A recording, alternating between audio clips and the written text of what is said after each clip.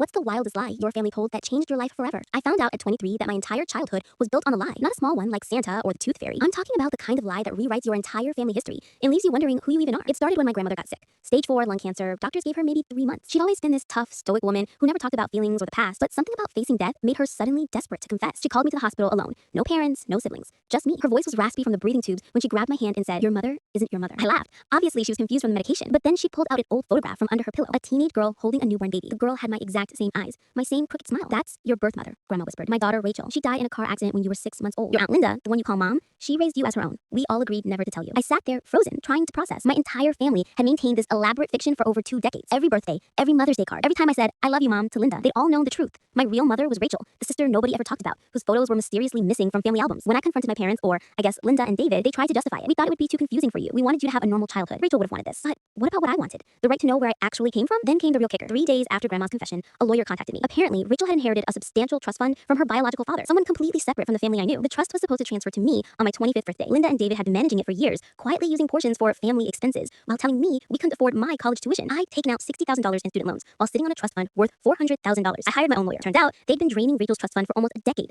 New cars, vacation homes, private school for my younger siblings, the ones who were actually theirs biologically. Meanwhile, I'd been working 3 jobs through college, eating ramen every night, wearing thrift store clothes, all while they vacationed in Hawaii and drove BMWs, purchased with my inheritance. The betrayal cut deeper than any lie about parentage. They hadn't just hidden my mother's identity, they'd stolen my future while watching me struggle financially and pretending they were doing me a favor by raising me. The legal battle took 8 months. My siblings, the ones I'd grown up protecting and babysitting, testified against me. They called me ungrateful, said I was tearing the family apart over money. Linda cried on the stand talking about all the sacrifices she'd made raising someone else's child. David claimed they'd earned that money through years of parenting, but the judge saw through it. They were ordered to repay every dollar they'd misappropriated plus interest, over $180,000 total. They had to sell their vacation house and one of their cars. My siblings had to transfer out of their expensive private schools. Suddenly, I was the villain who destroyed their comfortable lifestyle. I used part of the recovered money to hire a private investigator. I needed to know who Rachel really was, beyond the sanitized version my family had constructed. What I discovered broke me in a completely different way. Rachel had been an artist, a brilliant painter who'd won scholarships to prestigious art schools. She'd gotten pregnant at 19 with some guy who disappeared the moment she told him. The family was ashamed, wanted her to give me up for adoption. She refused, determined to raise me herself while pursuing her dreams. The car accident wasn't random. Rachel had been driving home late from her night job, exhausted from working doubles to afford daycare and art supplies. She'd fallen asleep at the wheel. Essentially, she died from exhaustion, trying to build a life for both of us. I found boxes of her paintings in my aunt's, Linda's, storage unit. Dozens of canvases featuring a baby with bright eyes and a curious smile.